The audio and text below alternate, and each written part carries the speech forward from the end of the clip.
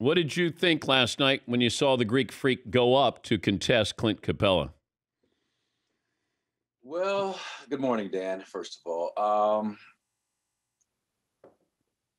it reminded me of an injury that I had when I played with the Bucks. I got kicked trying to contest a jump shot by a player by the name of Paul Thompson of the Cleveland Cavaliers in the early '80s, and my knee hyperextended back like that, got locked. It was the most painful injury that I've ever had as a basketball player.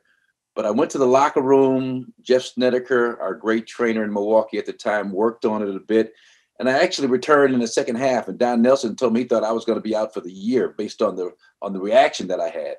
And so to see Giannis kind of loosen it up a little bit, walk on his own was promising. But everybody started texting me right away, and it's kind of like, why does this always kind of happen to us? Why can't we never have good things in Milwaukee happen to us? But we got to wait and see what happens. I'm hopeful that if we can extend this thing to a seventh game, maybe he can get back. If not, we'll see. We'll see what the MRI says today. I don't want to get ahead of myself, but I'm not ruling him out right now until I hear definitively that he's got some kind of a tear or something that's going to prevent him from playing.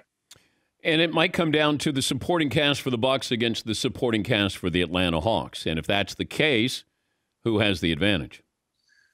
Man, that's a tough one because of this, Dan. And let me preface this by saying that I'm just really impressed with the job that these African-American coaches are doing in the playoffs between Ty Lue and Monty Williams and then my guy, Nate McMillan. I was with him in Seattle.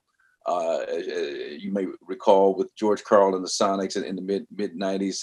I used to always compare him to Sidney Poitier and call him Mr. Tibbs because he's got that quiet kind of elegance and dignity.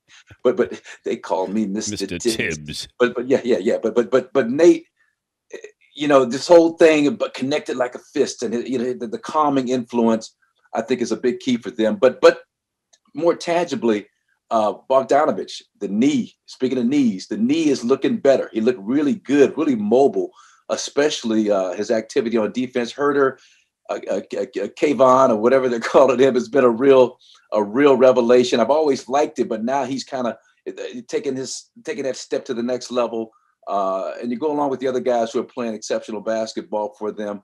And then Cam Reddish. It's funny, Cam Reddish, I was talking to my son, Chris, and he's like, Cam Reddish is the guy, he's the guy that all the young players kind of look up to. Anthony Edwards says that Cam Reddish is that dude.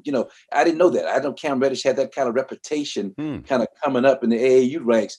He looked good last night. So we've got enough. Chris Middleton. And here's the other point. Now, I don't want to get too long-winded, but you got a lot of guys, Kendrick Perkins, Steven Jackson, talking about Chris Middleton as the Batman and Giannis as the Robin. Now, Chris is our closer because he can shoot with the best of them down the stretch. Now we'll get a chance to see just how truthful of an observation like that is. And that's not to put the pressure on Chris, because he did a great job when Giannis went down against Miami last year. He's done a great job this year when he's had to carry the load. We saw what he could do the game before last with the 20-point fourth quarter. But Chris is the kind of guy that can, under certain circumstances, carry you. But Giannis takes so much pressure off of him because of the gravity he creates. And so it's a symbiotic type of relationship between the two. So we'll see. We'll see how it pans out. We got enough to do it. The question is, mentally, will we be able to kind of quell this Hawk juggernaut, this momentum they built this last ball game? So we'll see. It'll be fascinating to see how it plays out either way.